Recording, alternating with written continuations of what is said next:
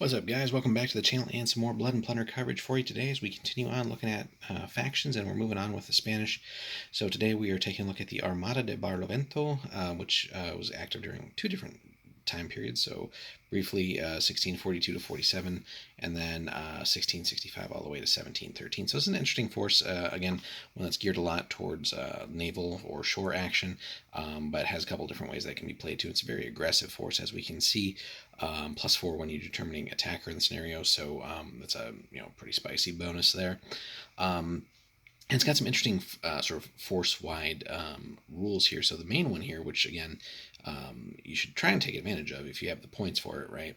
All veteran units in this force gain the expert sailors and expert artillery crew special rules. So if you have anything that's trained and you have the option to get to veteran, or if it's just veteran to begin with, that's a pretty good pickup there, right? Just getting expert sailors and expert artillery for those phases of the game there.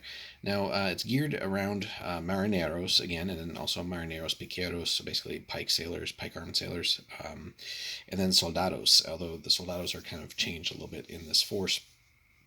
Excuse me. And then as support options, you have milicianos, and then some Dutch units here. So again, the Enterplug and Zeelieden. And then European sailors as well, so just unaligned ones there. So again, similar to some of the previous lists that we've looked at, like the Corsairs and the Guarda Costas to an extent. But again, it has its own little focus here, and again, that army-wide special rule up above. We actually skipped one.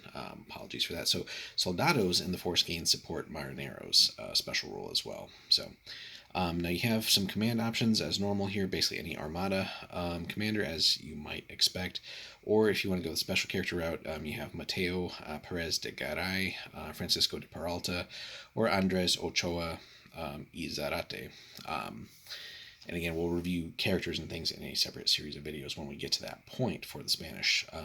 Now, options here, this is one that has some force options, like we saw early on when we looked at the Spanish militia, and that can, again, shift how this army actually plays. So, as a naval landing force, if this force doesn't include any size 2 or larger ships, the soldados actually lose the support marineros special rule. So that's the whole shtick there, basically. So, now, that being said, if you go with naval gunners, soldados in this force may only carry standard melee weapons and exchange expertly drilled for artillery crew.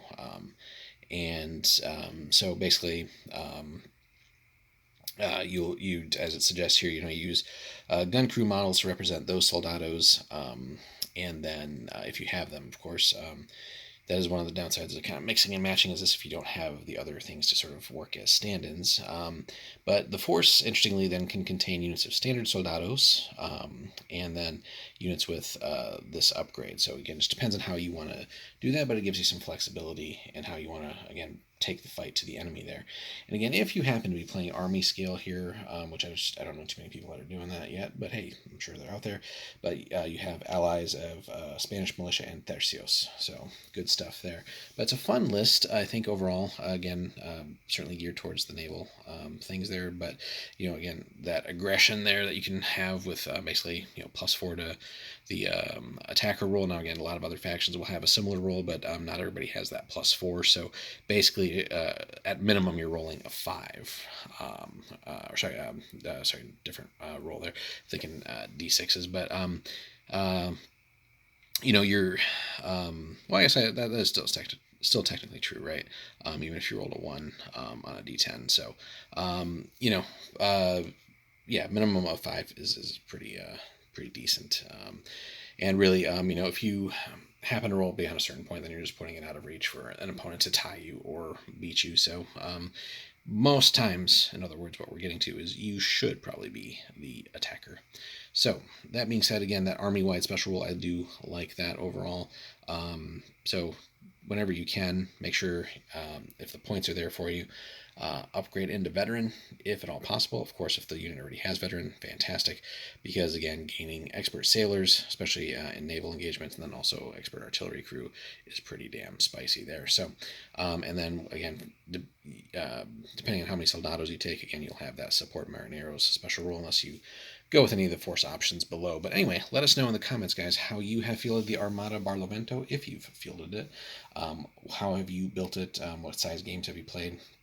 How has that fared against your opponents? Let us know your successes and your failures there, and any tips and tricks that you guys might have for the list there. And if you've actually played at Army scale as well. So let us know, guys, what kind of commander do you take as well. So really looking forward to hearing from you guys there.